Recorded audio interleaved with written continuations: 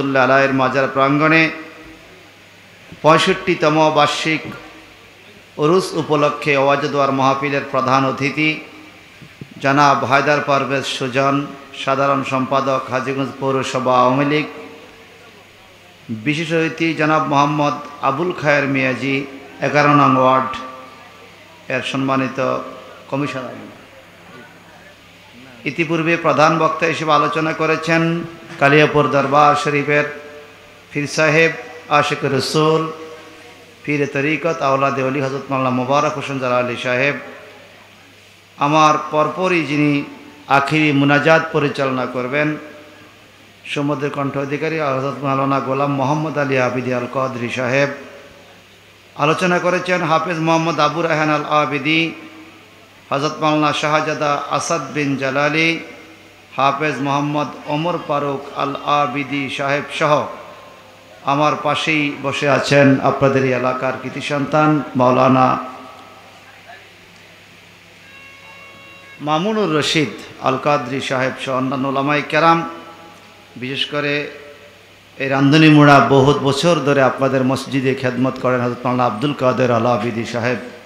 আপনাদের মসজিদের সম্মানিত ইমাম সাহেব হুজুর সহ এই মাহফিল কমিটি শ্রোতাবিন্দু যে যেখান থেকে আসছেন, আমি সালাম দিয়ে কথা বলা শুরু করছি। লম্বা করে ভূমিকা নয়, দিয়ে একটি কথা বলে ইনশাল্লাহ আপনাদেরকে আর বিরক্ত করব না।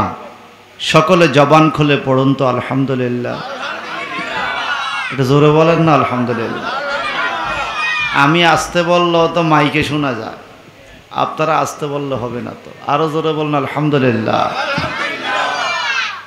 অসংখ্য অগণিত দুরূদ শরীফ পেশ করছি যিনি আমাদের নবী মুহাম্মাদুর রাসূলুল্লাহ, তিনি আমাদের কি নবী, তিনি আমাদের কি নবী। রাসূল পাক সাল্লাল্লাহু আলাইহি সাল্লামের নাম নিলে খুশি লাগে? বলেন না। নবীজির নাম শুনলে ভালো লাগে? রাসূল পাকের নাম শুনলে যার কাছে ভালো লাগবে বুঝবেন ওনার ঈমানটা ভালো আছে। আর নবীজির নাম শুনলে যার কাছে ত্যক্ত লাগবে, বিরক্ত মনে হবে, বুঝবেন তার ঈমানের মধ্যে গুণের বেড়ামে ধরছে। গুণ চিনেন তো? গুণ উপর দিয়ে কাঠ দেখতে খুব ক্লিয়ার, ভিতরে গুণে ঘাইয়া জলি মারলেও ধরে না। আছে না এমন কিছু? আছে। রাসূল পাক সাল্লাল্লাহু আলাইহি ওয়াসাল্লামের নাম মোবারক শুনে ইতিমধ্যে আমরা হাতে চুমু দিয়ে চোখের মধ্যে লাগাইছি, ঠিক কিনা? আওয়াজ দিয়া বলেন।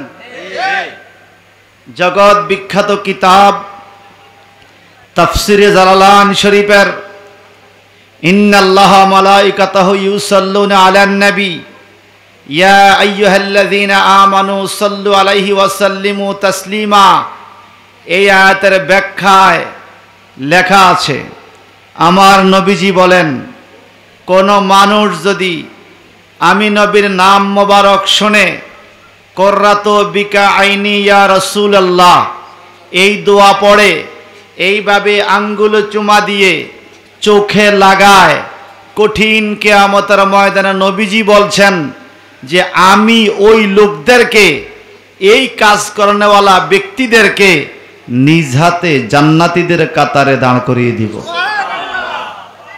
আরো জোরে বলবেন না সুবহানাল্লাহ। বাবারে মানলে দলিল একটাই সারে চলে, না মানলে 1000 দলিল দিল। গ্রাম দেশে একটা কথা আছে, বিচার মানি তাল গাছ আমার, ঠিক কিনা? আমাকে দুটি বিষয় নিয়ে কথা বলার জন্য অনুরোধ করা হয়েছে। কথা যেটা সত্য, আমার মাথায় বোমা ধরলেও সেটা বলবো, আর যেটা মিথ্যা লক্ষ কোটি টাকা দিলেও আমি সেটা বলবো না, কারণ এটা আমার ঈমান। এটা আমার কি? দুনিয়া টাকা কয়দিন?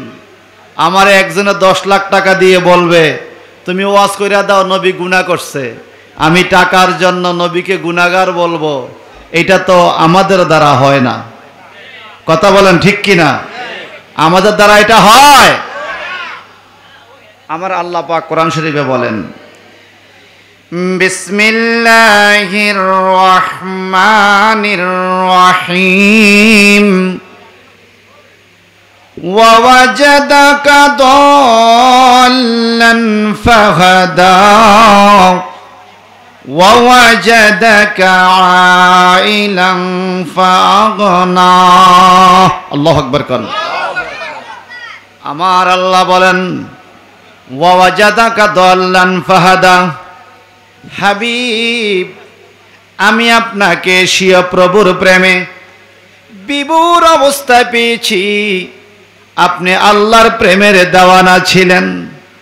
উম্মতকে কিভাবে জাহান্নাম থেকে আপনি পরিত্রাণ করবেন, উম্মতকে কিভাবে জান্নাতের রাস্তা দেখাবেন, এই জন্য আপনার পেরেশানি ছিল। ফাহাদা, আমি আল্লাহ আপনাকে স্থির করে দিয়েছি, পেরেশানি মুক্ত করে দিয়েছি, আপনার হাতের মধ্যে হাউজে কাউসার তুলে দিয়েছি। সুবহান।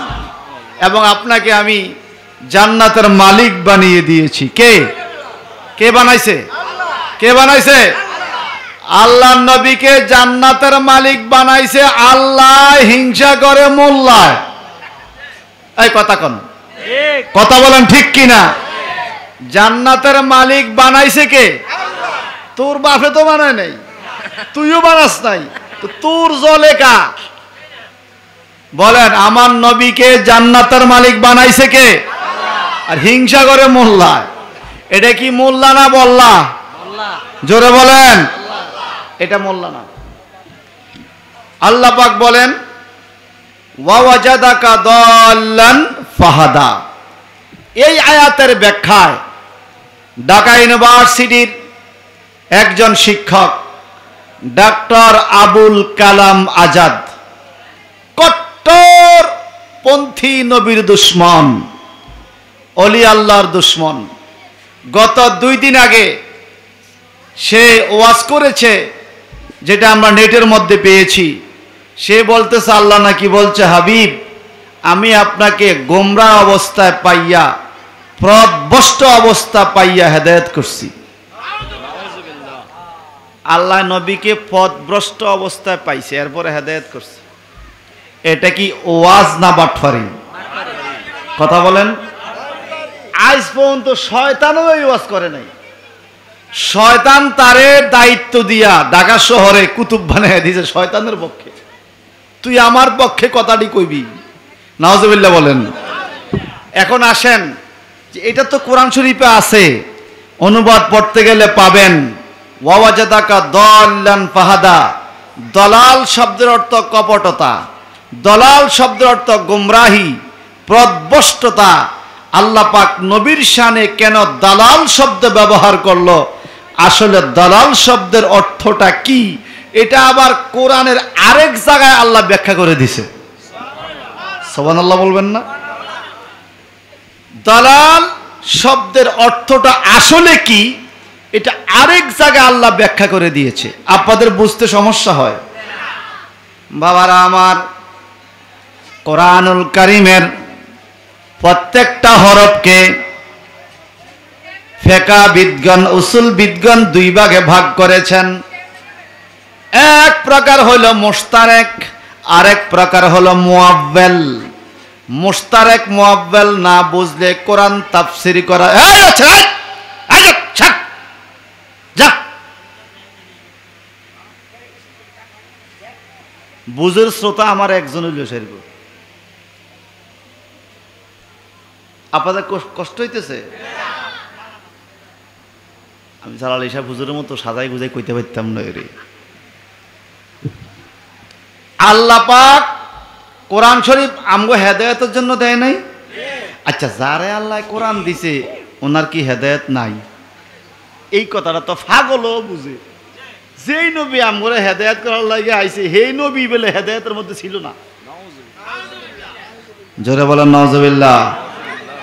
আমার সামনে পড়লে আমার জুতা তারে মাফ করতো না। কেমনে সেই কথাটা বলল? নাউজুবিল্লাহ বলেন। এখন বাংলা অনুবাদের কোরআন শরীফ খুললে আপনারাও পাবেন, আল্লাহ বলছেন নবী আমি আপনাকে পথভ্রষ্টতা পেয়েছি অতঃপর হেদায়েত করেছি। এটা তো বাংলা অনুবাদ, অনুবাদও করছে তার লোকে। আসলে এটার ব্যাখ্যাটা কি হবে আমরা জানতে হবে কোরআন বিল কোরআন, কোরআন দিয়া। কারণ কোরআন শরীফের প্রত্যেকটা হরফের ব্যাখ্যা করতে হলে প্রধান 4টা মূলনীতির মধ্যে 1 নম্বর মূলনীতি হলো আত-তাফসিরুল কোরআনুল কারীম বিল কোরআনিল কারীম। কোরআন শরীফ দিয়া কোরআন শরীফের ব্যাখ্যা করতে হবে। সুবহানাল্লাহ বলেন। আপনারা কোরআন পাকে একটা ঘটনার কথা শুনেছেন। এই ঘটনাটা সূরা ইউসুফের মধ্যে রয়েছে। ইয়াকুব আলাইহিস সালাম দীর্ঘ 40 বছর পর্যন্ত ওনার সন্তান ইউসুফ আলাইহিস সালামকে হারিয়ে খুশি ছিল না কাঁদছে? সবাই কোন? আমি একটু এটা আপনাদেরকে শুধু বুঝাইবো যে আপনাদের রামধনী মোড়ে একজনে বলবে এই তো কোরআন শরীফে আছে আল্লাহ নবীর পথভ্রষ্ট পাইছে, আপনি যেন তারে সালিদি ধরতে পারেন, এই জন্য এটা শিখাই দিতেছি। কথা বুঝেন না? কারণ ওই বাটফারের কিছু লোক এলাকায় আছে, তো কি আছে কিনা বলেন? কারণ তাগো ছেলাফেলা আছে, শয়তান তো এখন অবসর, সব দায়িত্ব তাগর দিয়ে দিছে। কথা বুঝেন না? একটু মহব্বতে আল্লাহুম্মা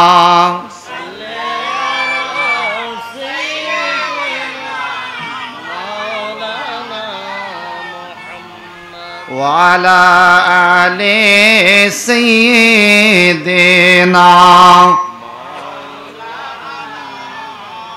আর ভালোবেসে পড়ুন আল্লাহুম্মা সাল্লি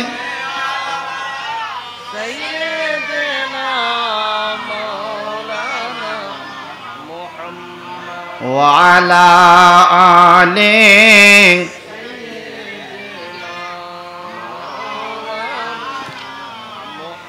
এই দুনিয়া 2 দিনের ঘর, বেশি দিন তুই থাকবি না, বাড়ি গাড়ি ছেড়ে দিবি, শুইবি মাটির বিছানা। আল্লাহুম্মা সাল্লি আলা সাইয়্যিদিনা মাওলানা মুহাম্মদ ওয়া আলা আলি সাইয়্যিদিনা মাওলানা মুহাম্মদ। লা ইলাহা ইল্লাল্লাহ, জোরে জোরে লা ইলাহা ইল্লাল্লাহ,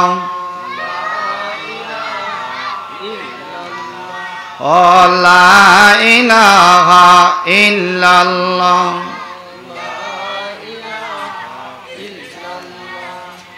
লা ইলাহা ইল্লাল্লাহ, ও লা ইলাহা ইল্লাল্লাহ,